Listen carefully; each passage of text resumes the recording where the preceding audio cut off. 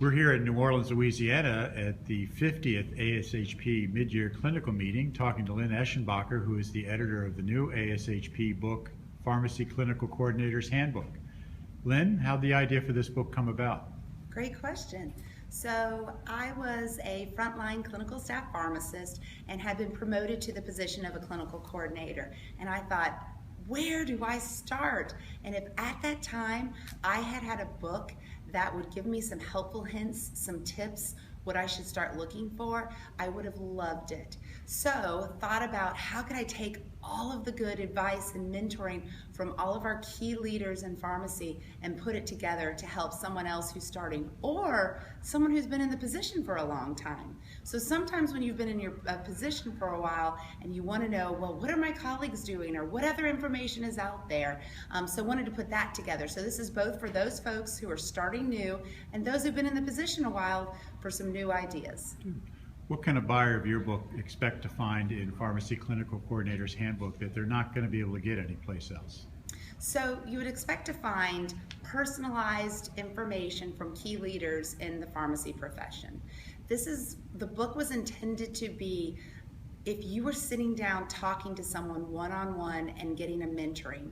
So we've got folks such as Scott Knorr, Dave Hager, Noel Chapman, Trista Pfeifenberger, Bob Granko, some of our key leaders in the pharmacy profession who are experts in these subjects, giving you their personal advice of what they think is most important.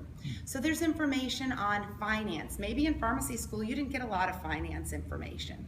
And so how do you do the budget? How do you figure out where we can improve costs and do savings?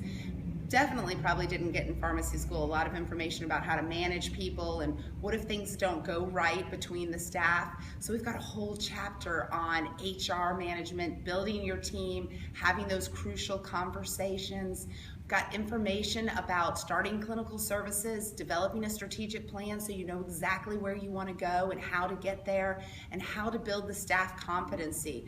Because even if you have a strategic plan, if you don't bring your staff along and get them ready for it, then they won't be able to do all the great things that we want to do to take care of our patients. So lots of great information straight from our key leaders in pharmacy.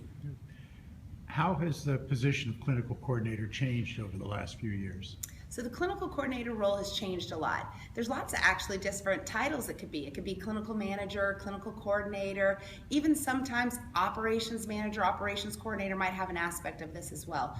But clinical is just a part of it. There is so many different aspects associated with caring for our pharmacy team and our patients. So a pharmacist who's in one of these roles is doing so many different things, from that budget and the finance and managing people and starting services. So there's been a lot of change, and that's why it's important to hear from those folks in the profession who've done this and can share with you helpful hints. Tell us a little bit about yourself.